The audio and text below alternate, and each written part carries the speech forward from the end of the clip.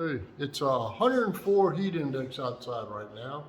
My shop's warm. I just turned on the AC, so it's going to take a couple hours to cool down. And I just come in here and later in the afternoon after grinding. We only grind half days during the summer when it gets high up like this.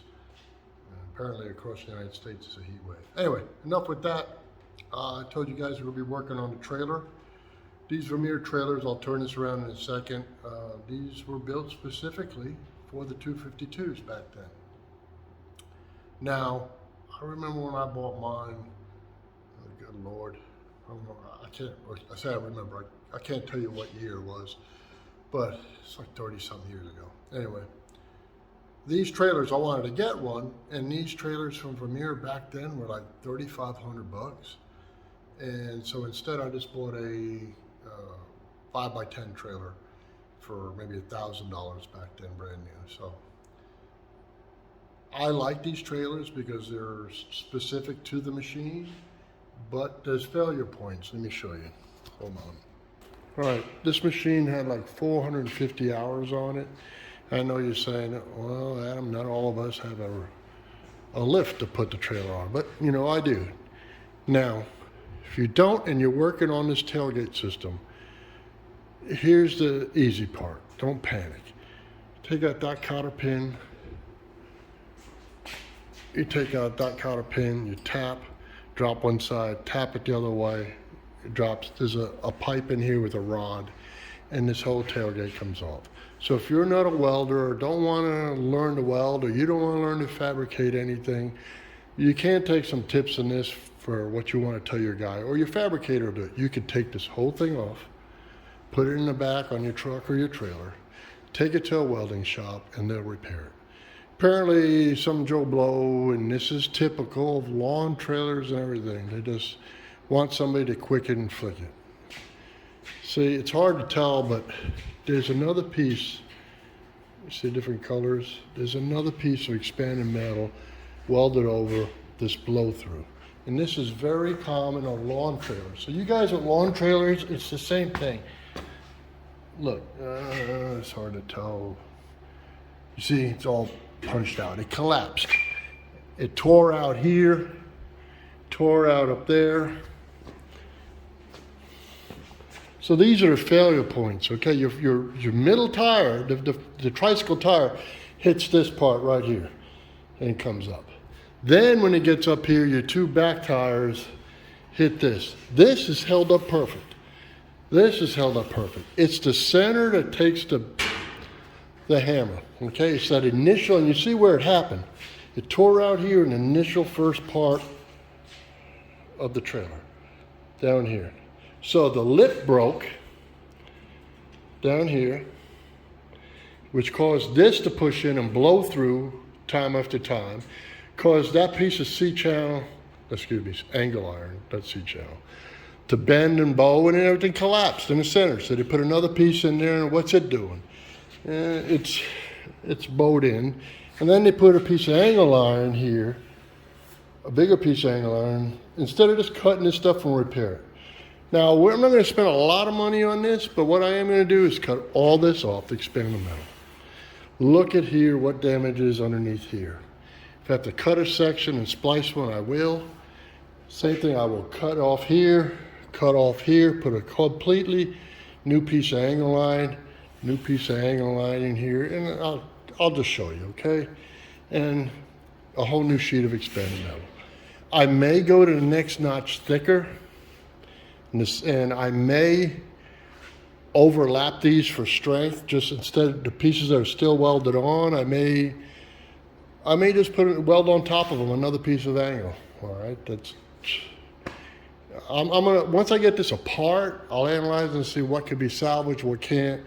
You know, I know a lot of you guys in the 252s are just started a project. So I'll take this apart, show you once again the part what failed, and I'll grind it all. And all I'm going to use, I could use a plasma cutter in this, but I won't. Ooh, I'm sweating. I'll use a hand 4.5 inch angle grinder, cut all these wells, pop it apart so you can see, and then we'll assess the damage once we got a clear picture. All right, it's been about 45 minutes grinding. I wasn't going to show you me cutting this off or whatever, but I want to show you what was hidden underneath. You know, we couldn't see really well through the expanded metal, and we had that one piece of angle iron on the bottom. I'm pretty disappointed. I won't lie to you. Hold on. Look, this thing, it had two pieces of angle iron. There's another piece there. There's the other one. It was repaired once. That failed, so they put a bigger one there. I mean, if you're going to take the time to do the angle line, why didn't they cut this original bad section out? I mean, all right, if they wanted to jury rig it, they could have cut here, put a piece of angle line here, and call it a day. All right, and what I'm going to do is, you see it's torn up there, so I am going to cut a section out of here, redo that. Then put a new brace in here. Now I'm cutting this entire bottom off. I'll probably put a next gauge sticker, I haven't measured yet what it is, on there. And because this is the part that takes the abuse, it hits the ground all the time, right? So, and I'll cut each one of these off, re-weld them, and then I may put a support and a piece of angle in between, and in between, since it seems like what happened was when it gets weak, they twist. All right, and that's what happens on a lot of trailers.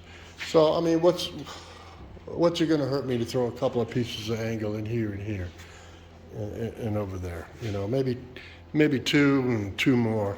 We'll see what it is, you know. I'll measure it all up, see what I need, and go from there, and I'll look and see what I got to put in here. I may put some actually really thick at the end. Just depends. Anyway, so this is where we're at this week. We took it apart. I'll show you the next time. Okay, I spent, I don't want to show you me cutting all this stuff out and boring you. Spent about a good 2 hours cutting this out because I had to cut it out. I could have just cut it out quicky flicky, but I was cutting it out to where I'm going to be patching stuff in. Let me turn it. We had a weak area here.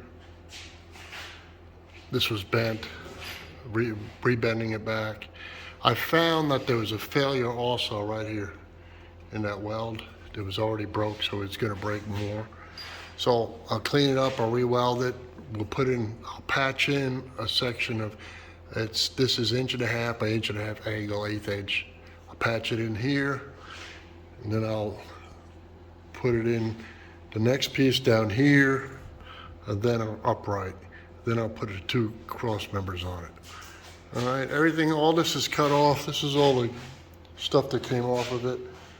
I used about 6 cut-off wheels on a 4.5 inch grinder. I bought the cheap ones. I bought the 10-pack from Harbor Freight. I've got some real good ones, but I knew, listen, let me turn this. You see, I'm wearing safety glasses and I got a shield.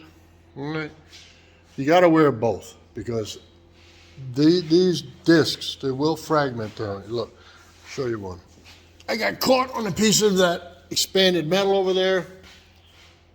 It blew out the center. It didn't go flying anywhere. It stayed on there, but I'm just letting you know that things happen. So that's why I wear safety glasses plus the shield. I know it's a pain in the neck or whatever, but you know what? Those sparks are hell if they start hitting on your face. And I'm at a different angle doing this. All right, so the next thing I'll show you, I'll cut a piece here, we'll patch it. I'll show you the patch in here. All right, and then the other. So I'll show you all that before I do the expanded metal. I bought the steel for this first. I didn't buy the expanded metal. It was a quick thing to my metal yard, and because if they cut this, it comes in a 4x8 sheet, the expanded. If they sheared, it's $20 per shear. So it comes in a 4x8. This is 3 feet wide by almost 2 feet long, wide this way. So that's going to be like $40 in cuts. I'm not going to do that. I'll buy a 4x8 sheet. I'll lay it out. We'll cut it, and then that'll be the last thing we put on here. I'll have to grind. You can see where all the spots were. This is where all the original spot wells were. So anyway, I can see why someone did the shortcut and threw all this garbage metal in here. They don't want to bother with this, but you know, hey, I'm going to be selling this machine and the trailer, and I just want to give it a good home to somebody. And we'll continue on. Okay, just want to let you see what we've done. I didn't want to show you all the welding and cutting. You know, you can see that in a lot of places. This is all I did here. Like I told you, cut out or we spliced in here, put a new long channel in here, put a new bottom beam in here. I also put it in those two. And I explained to you earlier, you'll see up there the center channel, that's where that tricycle wheel goes up. So that tricycle wheel follows up through here. It needed stiffening because one of these broke away, and that's what caused the twist and all that mess over there. All right, so the only thing next for me to do, all the welds are ground. I also went over some of the factory welds. I saw they were fading and they only welded from one side. So I went over and re-welded from the back side too. All right, so, and I'll review, see if I have to touch up any spots. Next thing will be the expanded metal. I'm gonna try to pick up some tomorrow if I have time at the end of my day. I'll cut it and then we'll tack that on. And that's another reason too, I put these here for when that tire runs up here, there's not a big hole for it to press down and push. That's what happens in a lot of trailers, lawn trailers, all that kind of stuff. Over here, I don't have to worry about the duals go up. Here's where it was taking all the stress. So I put extra crosses in there so when the tire rolls up, it's not gonna be pushing through. Anyway, we'll see, we're gonna put the expanded metal on. Okay, the best way I found to cut this expanded metal, and I've been doing this for years, is just with a circular saw with a friction blade on there. And then I mark it, I lay a piece of tape across, or you can mark each one straight across, and then I run the saw blade. But you have to prop it up off the floor. I use a 2x4. All right, and then here you are. Here it's up here, it's down. I'm about to weld it. After it's welded, I'll show you it painted up and done. Now listen, this can be done. This whole project can be done on a Saturday. You know, what you do during the week is you measure out what materials you're gonna need, because if you're still using your trailer, and then you come in on Saturday evening and Sunday and you cut everything out in about 4 hours. Get a buddy over here with you and you have fun, you know, and feed them. About 4 hours, 5 hours of having fun cutting, one guy measuring, boom, boom, boom, you're done, and you're back in business on Monday. All right, I'll show you the end product. All right, good Lord, when you wear all this stuff, it's hot as hell. I'm wearing a leather apron, and I don't know, you can hardly see it, but it looks like a fat man in a little coat. It's a welding short jacket. I highly recommend these. You can buy them cheap on Amazon. I'll put the link on there if you want. But when you're grinding and you're welding and stuff like that, and I was laying down, let me turn this, laying down on here, the sparks will eat up your arms, okay? Or you can wear the half sleeves. I'll put a little link on that too. The half sleeves are really worth it when it's really hot. Anyway, it's all tacked all around. Now I gotta clean it up and then we'll paint it.